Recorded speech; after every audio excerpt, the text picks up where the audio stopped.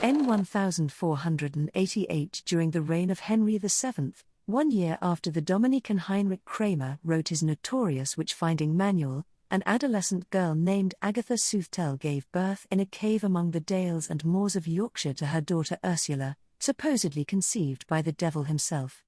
Ironically, it was there in God's own country that young Agatha would raise her demonic charge, both of them forced to live in the cave where Ursula was born.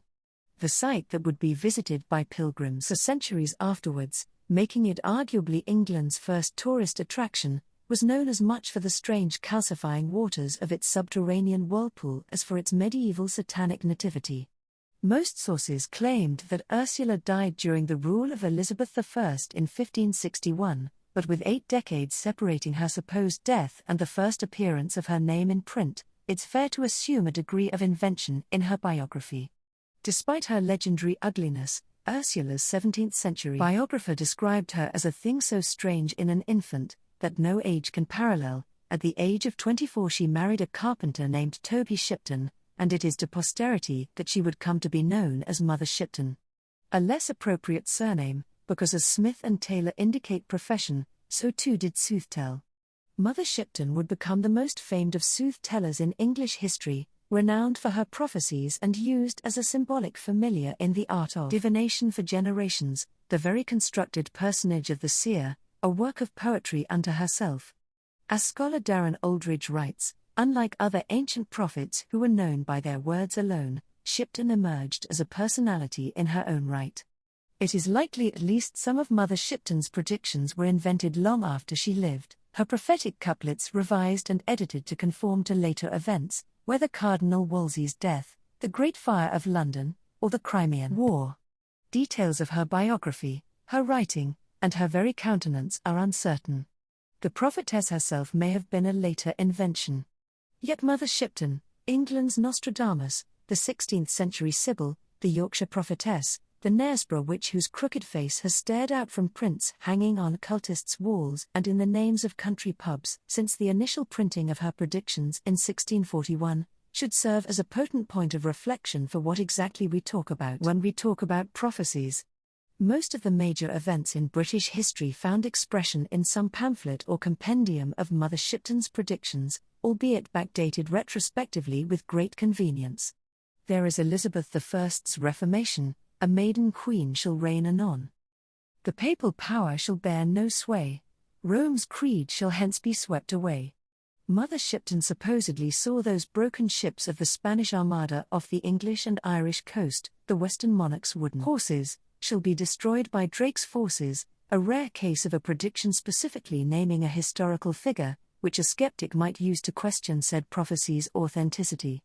It was claimed that the witch had a vision of Mary, Queen of Scots' execution, a widowed queen, in England shall be headless seen, as well as the punishment of Essex for his rebellion, an earl without a head be found, and the ascension of the Scottish King James VI to the throne in Westminster. Soon after shall the English rose, unto a male her place dispose. And then there's the Great Fire of London in 1666, Mother Shipton having supposedly claimed that it comes against London. What a good city this was, none in the world comparable to it, and now there's scare a house left, which apparently led the diarist, raconteur, and Naval Secretary Samuel Pepys to write Mother Shipton's word is out. As mentioned, some scholars have argued that she is a complete fiction. There are those, however, that argue she was in some way an actual person, embellished through local tradition into a folk legend. There is at least one clue earlier than the 17th century which indicates that the prophetess may be based in more than pure invention. In 1537, as Catholic rebels in Yorkshire rebelled against Henry VIII and his dissolution of the monasteries, the assailed king wrote a letter to the Duke of Norfolk in which he disdainfully refers to a witch of York. It is perhaps the earliest reference to what may be the real Mother Shipton. As the anonymous author in an 1868 edition of concluded, although the fact of the existence of Mother Shipton rests wholly upon Yorkshire tradition, she can scarcely be regarded as a myth. The British Library's earliest listed publication about Mother Shipton is the anonymously penned 1641, with 15 subsequent texts in the 17th century, including a play, and dozens more published in the intervening centuries. One particular title was crucial to the embellishment of her myth, her biography as written by the Irish novelist Richard Head in 1667. Described Head as the notorious Richard Head, author of several works of loose description. His oeuvre included the erotic poetry of The Earliest Slang Dictionary, a work of true crime about a notorious highwayman called, and, most significantly, a picaresque novel titled. That last title would become the first major fiction in English to be translated into a foreign tongue and would influence authors such as Daniel Defoe, who was inspired to write based on Head's example. Head's was responsible for the majority of invented biographical details, building upon the bare narrative scaffolding of dozens of popular pamphlets. From Head's imagination came details such as Agatha's demonic wedding feast with Satan, accounts of magical feats performed by Ursula in front of worthies such as Cardinal Wolsey, and, most enduringly, the graphic and purple description of Mother Shipton's physical appearance, which occupies hundreds of words, describing her as very morose and big-boned, with very great goggling, but sharp and fiery eyes, her nose of an incredible and unproportionable length. Head then goes on for several sentences describing said nose in magnificently baroque prose, its many crooks and turnings, and its adornment with many strange pimples of divers colors, as red and blue mixed, which, like vapors of brimstone, gave such a luster to the affrighted spectators in the dead time of the night, that one of them confessed several times, that her nurse needed no other light to assist her in the birth of the prophetess. Head offers similarly purple descriptions of Mother Shipton's cheeks, her teeth, her mouth, her neck, her shoulders, her legs, and her toes, telling us that it was as if her body had been screwed together piece after piece, and not rightly placed. In short, Head rather cruelly makes clear what Mother Shipton looked like, a witch. Although not the origin of the Shipton myth, Head's portrait is its most enduring instance, and it has almost single-handedly propelled Mother Shipton's rise into full-on prophetic stardom. The prophet is, first and foremost, a media phenomenon, writes historian Jonathan Greenin, and if Mother Shipton was anything, it was a veritable media phenomenon.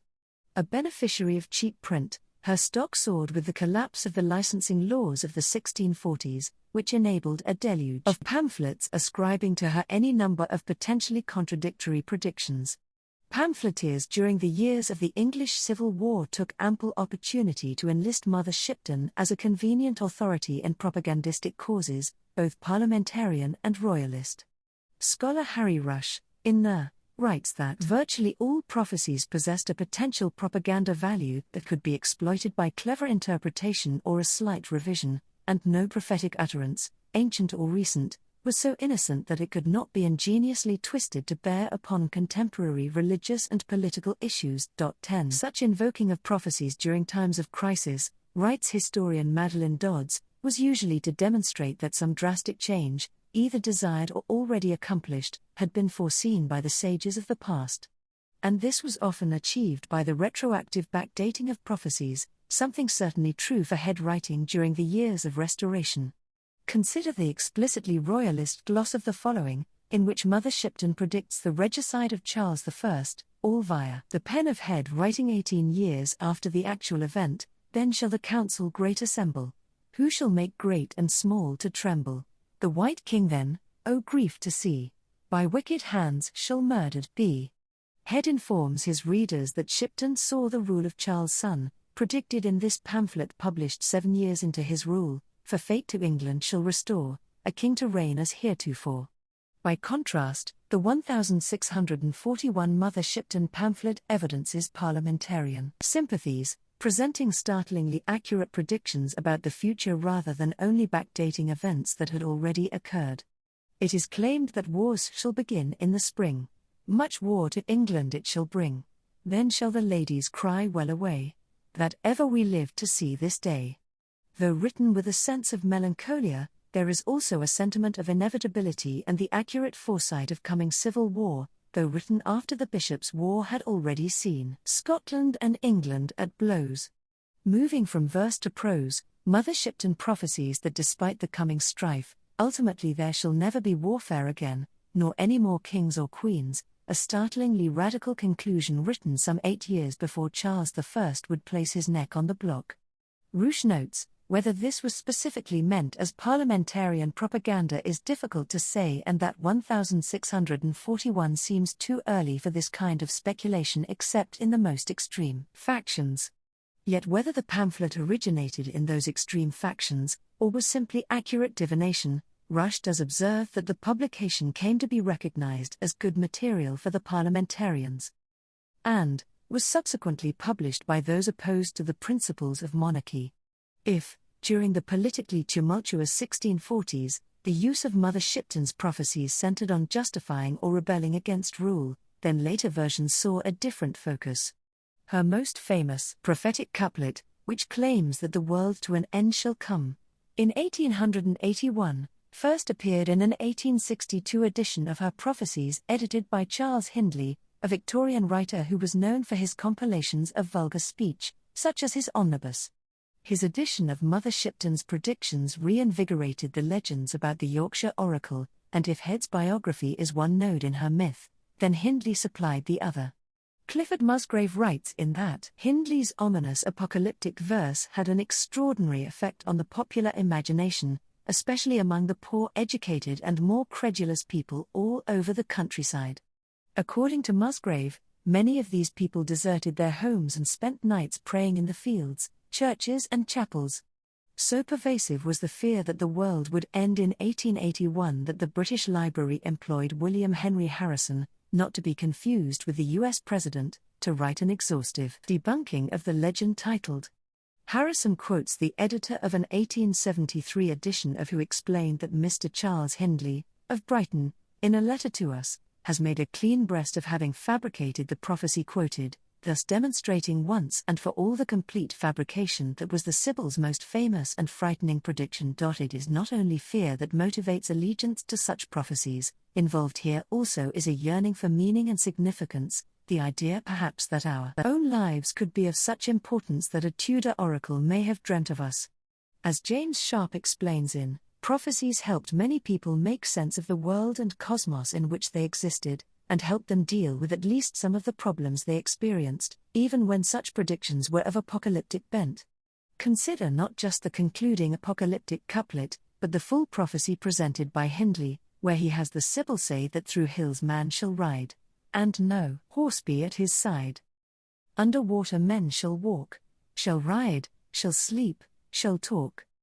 In the air men shall be seen, iron in the water shall float, as easily as a wooden boat. It is difficult to read her couplets and not imagine these prophecies rendered in such pleasing anaphora, repetition, and tricolon, to be eerily aligned to our own present, evoking cars or scuba diving, airplanes, or cruise ships. Perhaps Hindley had the telegraph in mind, but it's hard not to see a reflection of ourselves in the black mirror of our smartphones and laptops as you read that around the world thoughts shall fly, in the twinkling of an eye. Looking for such insight in ancient divinations betrays a poignant sentiment, that in past prophecies we hope not just for predictive power, but also for evidence of a connection with times long past, a sense that we are not so alone, cut off and adrift in our particular age, but rather characters in a narrative penned long ago. More than being simple prediction, prophecy seems a strange literary tense that confuses past, present, and future, and inserts those not yet born into the writings of antiquity. Green explains that prophecy involves, above all, the claim, made by the prophet and understood by his or her followers, to be the middle participant in a two-part conversation. The scouring of prophecies, pamphlets, letters, marginalia, ephemera, and almanacs of those prophetic mages is driven by the desire for a radical, sweet empathy imparted to us by our long-dead ancestors. Reading Nostradamus, or those weird sisters the Sibylline oracles, or some other mystic, seer, or psychic is to wish that we could speak to the past, that our dialogues with the dead are not one-sided and that perhaps they cared about us. While scholars have written extensively about more respectable, and verifiably real, astrologers and alchemists who mastered the necromantic arts, from John Dee in the 16th century to Simon Forman and William Lilly in the 17th, the latter an author of a pamphlet about Mother Shipton, the cunning woman of Yorkshire has remained the province of psychics and tarot card readers, hazily remembered as just another antique prophetess. Distinctions between those gentlemen with their grimoires, scrying mirrors, and alchemical tables and the Hag of Yorkshire might not be as historically clear as could be assumed. Sharp explains that a distinction between witchcraft on the one hand and magic and sorcery on the other proves impossible, and that medieval and early modern commentators tended to jumble the terms of witchcraft and magic together happily enough. Certainly there has been a rich and full investigation of witchcraft by social historians over the past half-century, yet Mother Shipton herself awaits her full due, a debt which may continue to be deferred so long as proof of her existence eludes us. Despite much, or even perhaps all, of her biography and her supposed fortunes being the result of hoax, invention, conjecture, and fiction, there is a cracked truth in her example. For even in her most famed, fake, and falsified predictions we are given the opportunity to contemplate this strange thing of prophecy, in both its propaganda and its poetry, while also perhaps encountering the Witch of York on her own terms, seeing predictions for what they are, a weird type of participatory literature.